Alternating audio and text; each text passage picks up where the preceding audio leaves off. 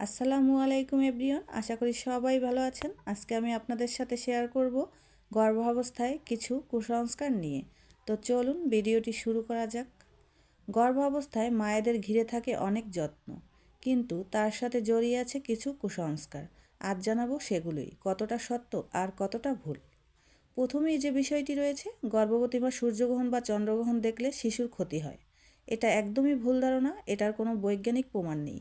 গ্রহণ দেখা শিশুর উপর কোনো প্রভাব ফেলে না।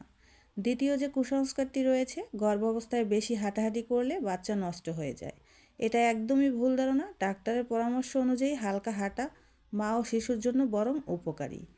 এরপরে যে কুসংস্কারটি রয়েছে, ঝাল বা টক খেলে বাচ্চার ক্ষতি হয়। এটা একদমই ভুল।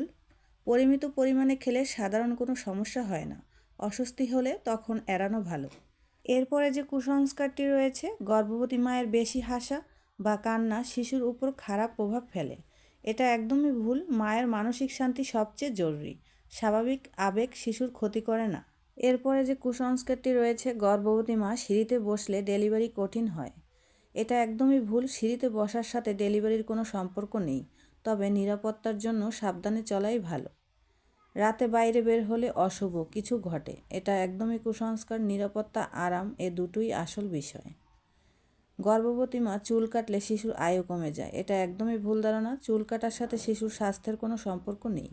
এরপরে আরও একটি কুসংস্কার রয়েছে, গর্ভ অবস্থায় মা যদি কালো রঙের কাপড় পরে শিশুর ক্ষতি হয়। কাপড়ের রং শিশুর উপর কোনো প্রভাব ফেলে না। এরপরে আরও একটি প্রচলিত কুসংস্কার রয়েছে, গর্ভ অবস্থায় ডাবের পানি খেলে বাচ্চা ফর্সা হয়।